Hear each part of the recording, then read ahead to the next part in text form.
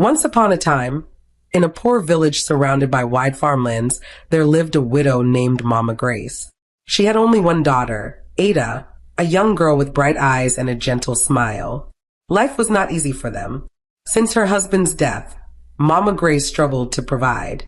She worked from morning till night, planting cassava, weeding, carrying firewood, and selling vegetables at the market just to buy food. But no matter how poor they were, Mama Grace always reminded her daughter to walk with dignity. Ada, she often said, "Poverty is not shame, but wickedness is." Those words kept Ada strong whenever villagers mocked her torn clothes or empty basket. One year, the village prepared for the annual harvest festival. The square was decorated with palm leaves, drums echoed, and people gathered with joy. For Ada, the festival was a chance to forget hunger for one night. She tied her mother's old wrapper and walked with her friends to watch the dancers. That same night, a group of flashy cars drove into the village. The air filled with the sound of horns and laughter. It was Daniel, the only son of a powerful billionaire. His father owned big companies in the city, and Daniel was known for his reckless living. He was tall, handsome, and arrogant, the kind of man who believed money could buy anything. He had come with his rich friends to the village festival, not out of love for culture, but for entertainment. When Daniel's eyes fell on Ada, something stirred in him. She was different from the girls who usually threw themselves at him. Though her clothes were simple, she carried herself with quiet beauty. Daniel smirked and whispered to his friends, "That one will be mine before the night ends." As the festival went on, Daniel approached Ada with smooth words. "You are too beautiful to be in this village," he said. "Come with me, and I will change your life." Ada shook her head. "Leave me alone. I don't want trouble." But Daniel was not a man who accepted refusal. He bought her roasted meat, offered her drinks, and flattered her with promises of a better future. At first, Ada resisted, but her innocence and trust slowly gave way to his charm. Daniel lied that he loved her, that he would marry her, that his parents would welcome her into their wealthy family. The night grew darker, and before Ada understood the danger, Daniel had gotten what he wanted. He left her with a careless smile, driving away in his car, while Ada stood under the moonlight, confused and broken. Weeks later, Ada discovered she was pregnant.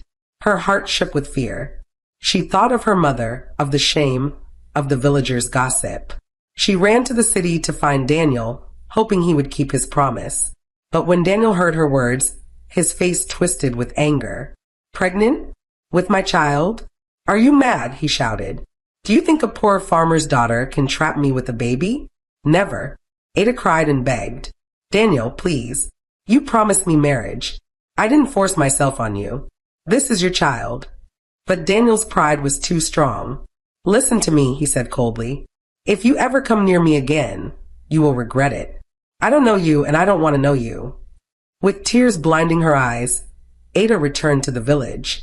Her mother, though heartbroken, embraced her. But the shame was heavy. The villagers whispered and laughed. Ada carried her burden in silence, while her mother prayed every night for God's mercy. They did not know the worst was yet to come. The days in the village grew longer for Ada. Morning after morning, when the sun rose and women carried their baskets to the farm, whispers followed her. The swelling of her stomach could no longer be hidden. At first, she tied wrappers tightly around her waist, but the truth pushed its way out, as life always does. "Have you seen her?" Women whispered at the stream, their laughter cruel. The poor farmer's daughter, pregnant for someone she cannot name. She wanted to trap a rich man. Now look at her, disgracing her mother. Their words cut Ada like sharp knives. Whenever she bent to fetch water, she could feel their eyes burning holes into her back. She tried to be strong, but tears rolled silently into the clay pot she carried. Mama Grace suffered too. She was a widow, and her only pride had been her daughter's innocence. Now she watched Ada walk through the village with her head bowed. The mocking voices of neighbors were louder than drums. Yet Mama Grace never lifted her hand against Ada. Instead, she sat beside her every night, placing her thin hands on Ada's belly. "My child," she whispered, "a mistake does not end your life. This baby is innocent. You must carry it with courage. Do not fear the laughter of men. Their voices will fade, but your dignity must remain. But Ada's heart was restless. She could not forget Daniel. His smooth lies haunted her. She remembered the glint in his eyes, the promises of love, the false warmth in his voice. One evening, she begged her mother, "Let me go again to the city. I must see him. Maybe if I cry before him, he will change his mind." Mama Grace's heart trembled, but she could not chain her daughter. With a heavy sigh, she gave Ada transport money, the little she had earned from selling cassava. "Go, but go with God," she said. The city was loud and bright, a different world from their quiet village. Ada's wrapper looked strange among the shining dresses of city girls. She stood outside Daniel's father's mansion, holding her stomach with one hand and her hope with the other. When at last Daniel came out, his face twisted with disgust. "You again," he barked. "Did I not warn you? Do you want my father to see you here and disgrace me?" Ada fell to her knees. Her tears flowed freely. "Daniel, please. I have nowhere else to go. This child is yours. My mother is old and poor. If you will not marry me, at least accept your blood. Do not leave me to suffer alone." Daniel's eyes hardened like stone. He glanced around quickly, afraid the guards might overhear. Then his voice dropped to a cold whisper. "You think you can shame me? You worthless thing. Leave this place, or you will regret it." But Ada clung to his feet, crying louder.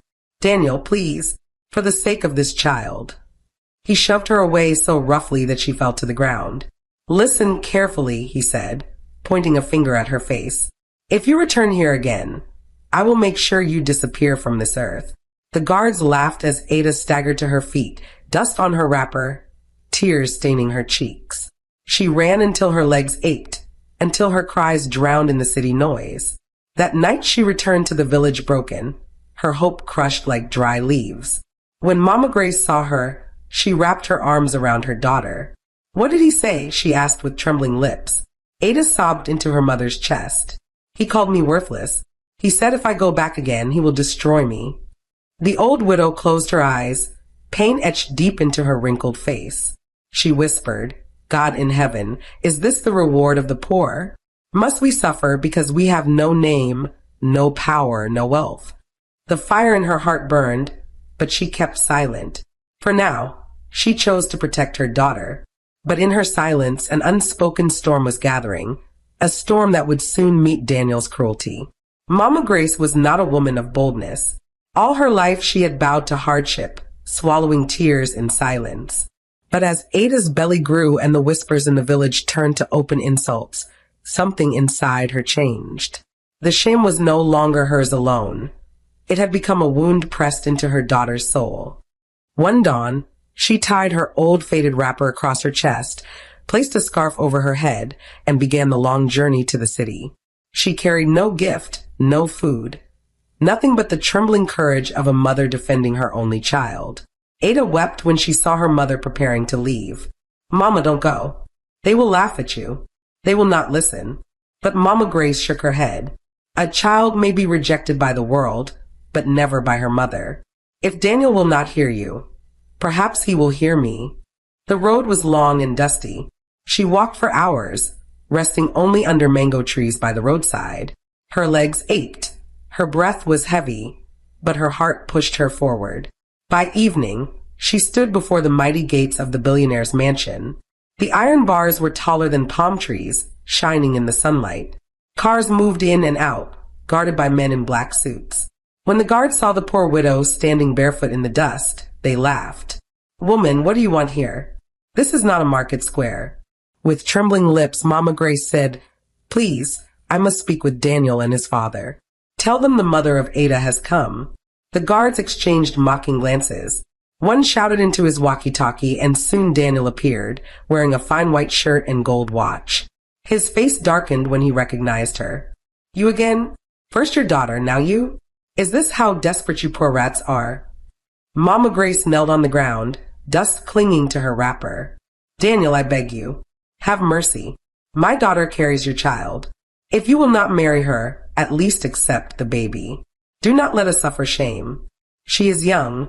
Her life should not be destroyed." Daniel sneered. "Destroyed? She destroyed herself the day she came near me. And you think I will take responsibility for a mistake? Never. At that moment, his father, Chief Williams, stepped out of the mansion. He was a tall, heavy man with silver hair and eyes that commanded fear. Behind him trailed servants carrying briefcases. When he saw the scene, he demanded, "What is this noise at my gate?" Daniel quickly answered, "Father, this is the mother of a village girl who claims I made her daughter pregnant. She has come to beg." Chief William's face turned to stone. He looked Mama Grace up and down as though she were dirt on his shoe. "Is this true, woman?" Mama Grace pressed her forehead to the ground. "Yes, sir. My daughter Ada, she is with child. Daniel is the father. We are poor, but we are not liars. I beg you, do not let her suffer. She has no one else." For a moment there was silence. Then Chief William's voice thundered like a whip. "How dare you bring shame to my family's name? Do you know who I am? Do you know the empire I control? And you, a poor widow, dare to stand at my gate with this nonsense?" Mama Grace's tears fell freely. "I beg you, sir. We are human too. If not for me, then for the child. Your blood is in her womb." Chief Williams turned sharply to his guards. "Remove this woman. Let her never be seen here again. If she returns, you know what to do." The guards grabbed Mama Grace by her arms and dragged her across the ground. She screamed, "Daniel, remember your child. Do not kill your own blood with wickedness." But Daniel only turned away, embarrassed by the neighbors watching. Thrown out into the dust, Mama Grace lay there until night fell. When she finally staggered home, her heart was broken, but her spirit had tasted something darker than poverty, the wickedness of the powerful. And from that day, the cruelty of Daniel and his father would no longer remain in words. Soon, their actions would strike like lightning against the poor widow and her daughter. The words of Chief Williams did not end at the mansion gate. In his heart, he carried a pride too large to bend. To him, poverty was filth, and people like Mama Grace and her daughter were pests to be crushed. The very night Mama Grace returned to the village, her body weak and dusty, Chief Williams called his son into his study. The room was filled with expensive furniture, shelves of books that had never been read, and a glass table that reflected the light of a golden lamp. "Daniel," Chief Williams said, his voice cold, "we cannot allow the scandal to grow. If word spreads that a poor farmer's daughter carries your child, it will stain our family's name. People will laugh at us. Investors will question our discipline. This must end now." Daniel leaned back in his chair, swirling a glass of wine. "Father, she is stubborn. I told her to stay away, but she came again. She and her mother will not stop until they get something from us." Chief Williams' eyes narrowed. "Then make sure they stop. Permanently. I will not have my empire dragged into the mud by beggars." Daniel smirked, though a flicker of unease crossed his face. "What do you mean?" His father leaned forward, lowering his voice.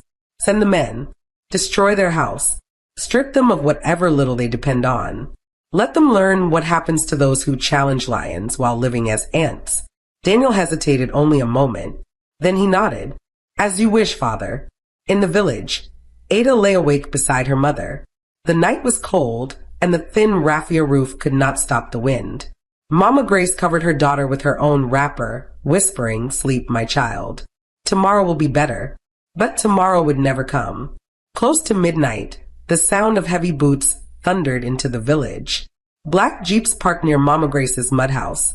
Men in dark clothes stepped out, carrying sticks and iron bars. Their faces were hidden, but their mission was clear. Ada sat up, fear gripping her chest. "Mama, what is happening?" Before Mama Grace could answer, the door burst open with a violent kick. The guards stormed in, their voices sharp. "Out! Out now!" Mama Grace knelt before them. "Please, we are poor women. We have done nothing wrong. Have mercy." One of the guards shoved her aside. "Orders are orders. Move." They began tearing at the house, smashing clay pots, overturning the wooden bed, breaking the roof with their iron bars. The fragile walls cracked and fell, scattering dust into the night air. Ada screamed as she clutched her swollen belly, trying to save what little belongings they had. "Please stop. There is a pregnant woman here. You will kill us." But the guards only laughed. their boots trampling clothes, food, and memories. Within minutes, the house that had sheltered the widow and her daughter was nothing but ruins. Mama Grace held Ada close as they were pushed outside into the cold night. The guards drove away, leaving behind silence, a silence heavier than thunder. The villagers, who had watched from afar, whispered among themselves. Some pitied the widow, others were too afraid to help. No one dared to challenge the men of the rich. That night, under the open sky, Ada wept until her body shook. "Mama, where will we go? We have nothing now." Mama Grace tried to be strong, though her tears would not stop. "My daughter," she said softly, "a house may fall, but life must continue. We will endure." But the wind grew colder, the hunger sharper, and the ground harder. The destruction was not just of mud walls. It was the destruction of hope. And soon, the cruelty of that night would claim a life no amount of wealth could ever restore. The night after their house was destroyed, the moon hung pale and far away. Mama Grace and Ada sat on the bare ground, leaning against one another for warmth. The wind whistled through the trees, carrying with it a sharp chill that bit into their bones. Ada wrapped her arms around her swollen belly. "Mama, I am cold," she whispered, her teeth chattering. Mama Grace pulled her close, pressing her own wrapper over Ada's shoulders. "Take this, my child. I can endure." But Ada shook her head. "No, Mama. You will fall sick." Mama Grace forced a smile through trembling lips. "I have already lived half of life. You have a child to protect. Keep it." The words fell like stones in Ada's heart. She looked at her mother, whose face was lined with wrinkles of struggle. The woman who had once been strong in the farm now looked thinner, weaker, her back bent from years of hardship. And now, without a roof, even the little strength she had was draining away. When morning came, they rose to face hunger. The pot they once used for cooking lay broken in the rubble. Their tubers of yam and dried cassava had been scattered, trampled by boots. Not a morsel remained. Ada, weak from pregnancy, tried to search for food. She went from neighbor to neighbor, but doors were shut against her. Some only opened halfway, whispering with pity. Others mocked her boldly. "Is it not her fault?" one woman said loudly. She wanted to climb above her level. "Now see where it has brought her." Ada's eyes stung with tears. She begged, "Please, even a handful of Gary. My mother is weak. She has eaten nothing since yesterday." But the woman folded her arms. "Go to the father of your child. Is he not rich? Why disturb poor people like us?" With empty hands, Ada returned to her mother. Mama Grace was sitting on a broken log, staring into the distance. Her lips were dry, her face pale. Ada knelt before her, sobbing.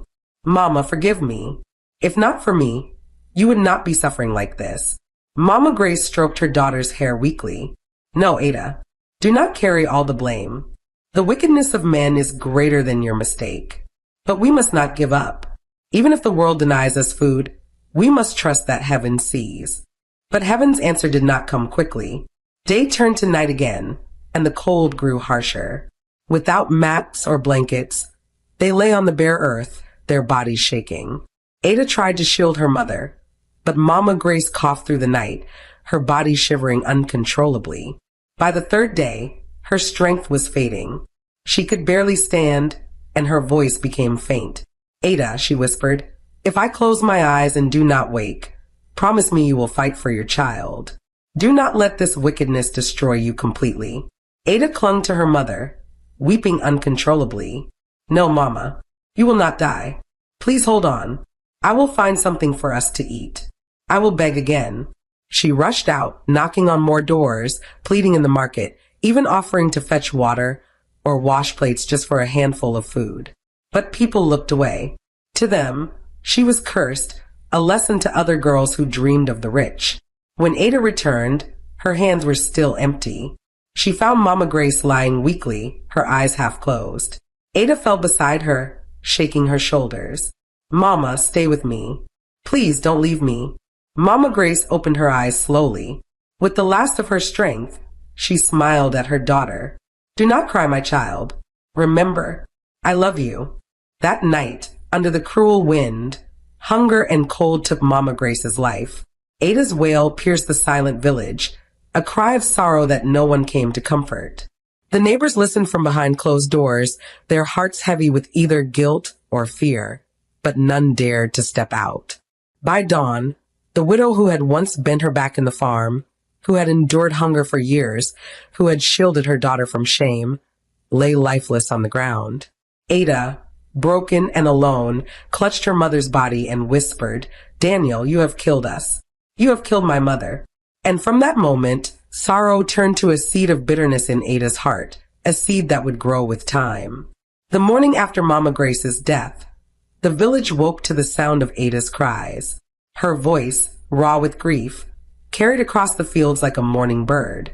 Some villagers came to the edge of the compound to see what had happened, but none stepped forward. They whispered from a distance. "She is dead," one said. "Hunger and cold have finished her," another replied. "Did we not warn Ada? This is the price of shame." Their words stung, but Ada no longer cared. She lay on the ground, her mother's lifeless body in her arms, rocking back and forth. Her hair was loose, her wrapper dirty with dust, and her eyes swollen from sleepless nights. "Mama," she whispered again and again, "wake up. Don't leave me. You promised to stay. How can I carry this pain alone?" But Mama Grace's silence was heavy, final. The warmth of her embrace was gone, leaving Ada with nothing but the bitter truth. She was alone in the world. By midday, a few kind-hearted neighbors, moved by pity, helped dig a shallow grave under a mango tree at the edge of the farm. No coffin, no fine cloth, only the earth itself to cover the woman who had lived and died in poverty. Ada, trembling with sorrow, watched as her mother was lowered into the ground. She screamed until her voice broke, her hands clawing at the soil as though she could pull her back. "Let me go with her."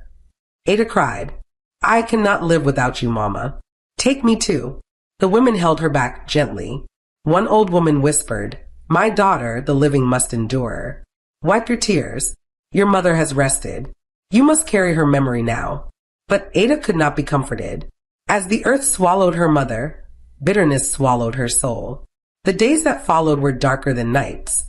Without her mother's sheltering arms, Ada wandered the village like a shadow. She had no home, no food, no family. Some villagers pitied her, offering her small scraps, a little Gary, a piece of firewood. But many turned their faces away, shaking their heads. "Let her suffer," they said. "Perhaps others will learn from her mistake." Her pregnancy grew heavier, and with it, the burden of shame. Children mocked her when she passed, singing cruel songs. Women whispered behind her back. Even men laughed openly, calling her Daniel's discarded toy. At night, she slept on cold floors, sometimes under abandoned sheds, sometimes beside the graveside where her mother lay. She would place her hand on the mound of earth and whisper, "Mama, I am here. Protect me if you can. Give me strength to face this cruelty." Her body grew weaker, but her heart began to harden. Each day, as she endured hunger and insults, her thoughts returned to Daniel. She remembered his laughter as he walked away, his threats, his father's cold words, the guards who tore down their home. Her pain turned into a quiet fire, burning deep in her chest. "This child will live," she said one evening as she sat alone under the tree. "And one day, Daniel will know the truth. One day, the world will see the wickedness he has done. He will not laugh forever." But for now, survival was all she could manage. Her hands shook with weakness, her stomach cramped with hunger, her heart broke with loneliness. Yet through it all, she pressed her palm to her belly and whispered to the unborn child, "You are all I have now. I will not let them destroy you too." The villagers thought Ada had been broken completely, but they were wrong. In her silence, something was forming, not joy, not peace, but a fierce determination born out of pain. And though she was alone, she carried inside her not just a child, but a seed of vengeance against the cruelty that had destroyed her life. Far away in the city, Daniel lived as though nothing had happened. The destruction of a mud house, the tears of a poor widow, the death of a mother meant nothing to him. He was surrounded by wealth, friends, and pleasures. Expensive cars lined his father's compound. Music and laughter filled his nights. Wine flowed, and women gathered around him, drawn by his money and charm. To Daniel, life was a game. His father's empire was his shield. No one questioned his actions. No one held him accountable. If rumors of Ada's pregnancy reached his ears, he laughed them away. She wanted to climb where she did not belong, he told his friends. She is lucky I spared her life. And they all laughed with him, mocking the poor girl they had never even seen. Chief Williams, too, carried on with pride. He signed contracts, shook hands with politicians, and gave speeches about family honor and discipline. To the world, he was a man of integrity. Only he and his son knew the truth buried beneath their glittering wealth. The truth of a ruined home and a dead widow. But in the village, life was a shadow of that careless city. Ada walked through days of hunger with her stomach heavy and her heart heavier still. She had no father to protect her, no mother to comfort her, no house to shelter her. The grave of Mama Grace was her only place of rest. Often she sat there at dusk, speaking softly to the mound of earth. Mama, the world has forgotten me. They think I will die like you. But I will not. I will live for this child. I will live even if it breaks me. The villagers' cruelty did not end. Women pointed at her in the market. Men mocked her with cruel songs. Children ran behind her, laughing and calling her the abandoned wife of the rich. Yet Ada's silence grew like armor.